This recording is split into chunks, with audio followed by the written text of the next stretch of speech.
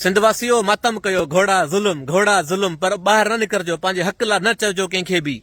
रुगो मातम कजो त ॾाढो सुठो छोकिरो हो, नौजवान अफ़ज़ल लुंड शहीद थी वियो। रुगो फेसबुक ते तव्हांजी वठवठां लॻी पई आहे, हर को पंहिंजी सियासत पियो चमकाए। अड़े उन एसपी खे झलियो, हितां गिचीअ मां झले ॿाहिरि कढोसि। सीएसएस ऑफिसर आहे, छाजो सीएसएस ऑफिसर आहे जंहिंजी हद में नौजवान मारियो थो वञे, जेको खिरपुर नातन शाह जो ज़िले सांगड़ में जेको आहे उते ड्यूटी पियो करे, पंहिंजे बच्चनि जे लाइ जेको रिज़्क पियो कमाए उते ड्यूटी पियो करे, उनजी हद में उहो मासूम अफ़ज़ल लुंड मारियो वियो आहे।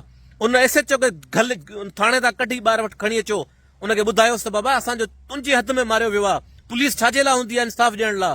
पुलिस छाजे लाइ मुक़ररु हूंदी आहे? इन्हनि जे हदुनि में मंशा जा अॾ हलनि था, जुआ जा अॾ हलनि था, फाशी जा अॾ हलनि था, उहे इन्हनि खे ख़बर हूंदी आहे पुलिस वारनि खे। ऐं जेको बि क्राइम थिए थो उन में ई पंहिंजे भाई वारी हिसो पूरो वठनि था। बाक़ी को मासूम ॿारियो थो वञे त बाबा ही थियो, हू थियो, ही फलाणे जेको आहे ज़ाती दुश्मनी में मारियो वियो। सो इहो न हलंदो। सांगड़ जा एसएसपी साहब, तव्हांखे बि हिसाब ॾियणो पवंदो। सिंध जो नौजवान मासूम मारियो वियो आहे रोड ते, सरेआम रस्तनि ते। तव्हांखे इंसाफ़ जेको आहे इंसाफ़ ॾियणो पवंदो वारसनि खे, ऐं तव्हांखे हिन हवाले सां पूरो पंहिंजो किरदारु अदा करणो पवंदो। सो मां सिंध वासियुनि खे बि चवंदुसि त महिरबानी करे ख़ुदा रा हाणे रुगो फेसबुक ते न पिटियो, असल ॻाल्हि ते अचो, हुनजा कातिल ॻोल्हियो, हुनजा फोन ट्रेस थियनि त बाबा ही कातिल किथां आया, कंहिं फोन करे हुनखे उन इलाइक़े में घुरायो। सो उन्हनि जी पोइवारी कयो। असल रुगो फेसबुक ते अची घोड़ा रुगो सॼी उमिरि मातम कंदा रहो बस।